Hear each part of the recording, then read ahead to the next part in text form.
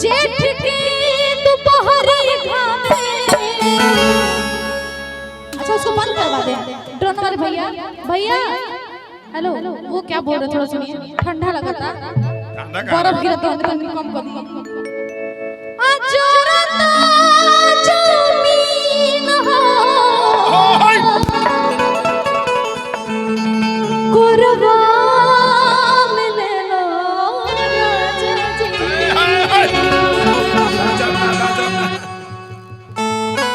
बाजब ना बेरा हम अब ही बानी को मसीन हो। अरे भाइयों के कुर्बा में ले लो राजा जी। एक्टिविटी कम कीजिए, मैं बेहोश हो जाऊंगी आपकी। अरे भाई तो फीलिंग ना दी हम। हाँ दीजिए, पर इतना टेंशन नहीं। आइए माहौल में मिजाज में सॉरी, और आप लोग झूमिएगा ठीक है। चलिए कैमरा वाले भैया एक्शन रोल कैमरा। जेठ के दोपहरी घामे अचारा तो जमीन हो कुर्बा में ले लो राजा जी। जेठ के दोपहरी घामे अचारा तो जमीन हो कुर्बा में ले लो राजा जी। अपन बानी को मसीन हो कुर्बा में ले लो राजा जी।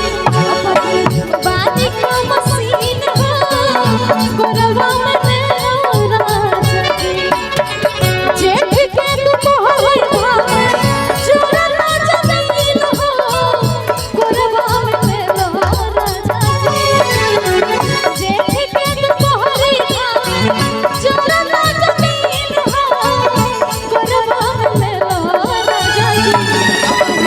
पानी को मसीन हो कुर्बा में ले लो राजा जी। अब पानी को मसीन हो कुर्बा में ले लो राजा जी।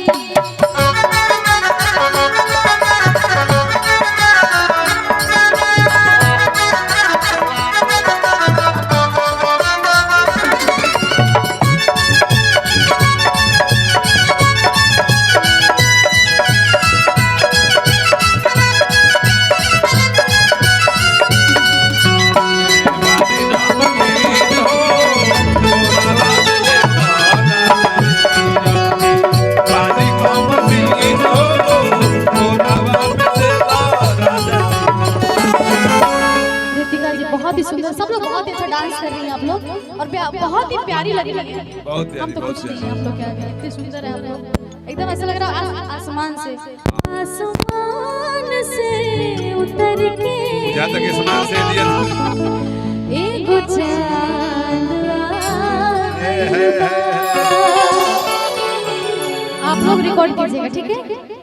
तोहरा से मिलन हमार बड़े बाग से भइल बा।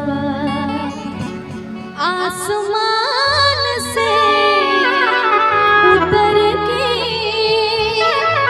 एगो चांद आ गइल बा। ओढ़निया ओढ़ा के राजा छतिया से सट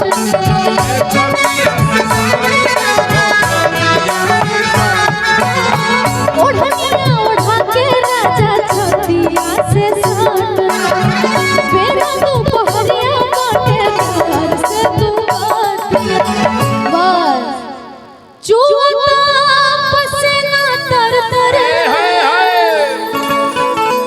आगे नमकीन हो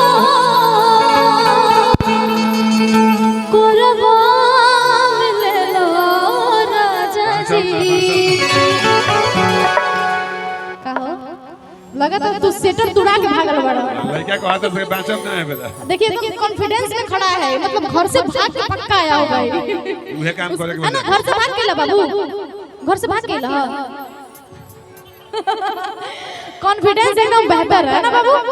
आज नाच एकदम फ्रंट साइड से देख के जाए। घरे से भागल नहीं के, घरे से बाई में वो भगा दे बड़े।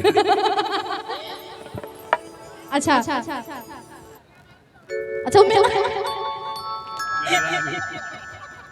मेहरारू है, बच्चा को मेहरारू क्या कर रहे हैं। चलिए बहुत अच्छे, बहुत ही प्यारे आप लोग, बहुत ही सुंदर हैं आप लोग, इतना प्रेम से गाना सुन रहे हैं ना।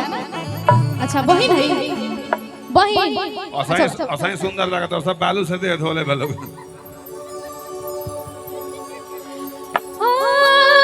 का हो एक जने और दिक्कत मैंने सुन ली क्या। अच्छा जे जब ओकर बात कर तो निक लगी नहीं, अब तहर मेहरारू खोज दे तो निक लगी ना निक लगी।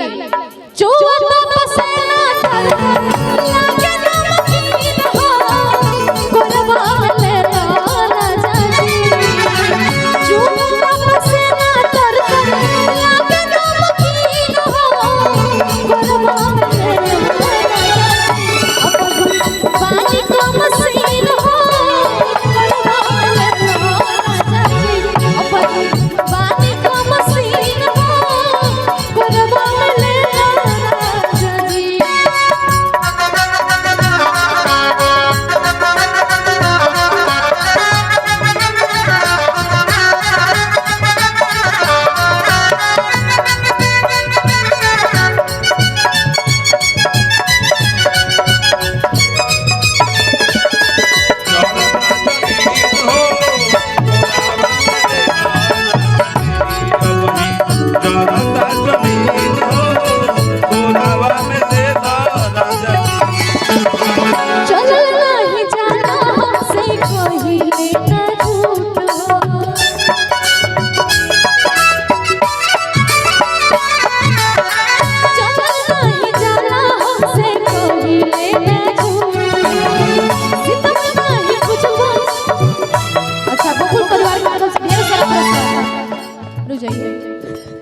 एक तो लौटते नहीं हुआ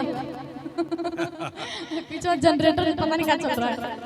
चल नहीं विदाउट चल जाता है मतलब चल के बाद ऐसा प्रॉब्लम वाला चल नहीं पा रहे वैसा वाला उसी कैसे चले के बाद गोड़ जरूरत है चले के बाद। चलिए थोड़ा सा मस्ती भी जरूरी है ना। आप तो तीनों इधर आ जाइए ना, रजाई पर नहीं चले सब लोग। अच्छा साथ में आइएगा तीनों लोग, आप लोग को चलना ही नहीं है मतलब लंगड़ा के चलेगा ठीक बा। चलो नहीं जाना हमसे कभी ना झूठ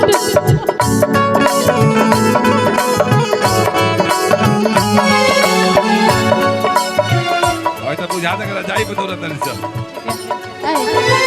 ये तो चलल नहीं तो देखिए ई प्रॉब्लम बहुत तू चलल काहे भाई तो बुझा दे रजाई में दौड़त नहीं चल। नहीं दारू नहीं पीना है, चलना नहीं है। पुष्पा बन गए तो पुष्पा नहीं बोलते कमल के फूल लहरा था ऐसे। चलना नहीं जाना हमसे कभी लेना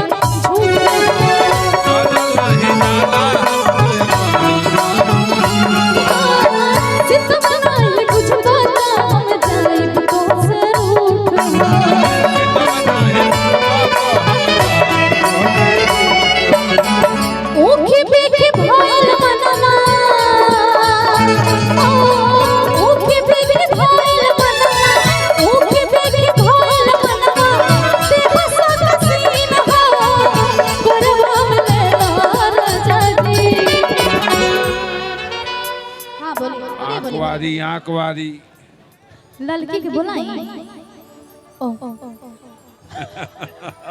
देखिए बोल रहे हैं छोटे बाबा की साली है। हाँ भाई सब साली है, क्या करूँ।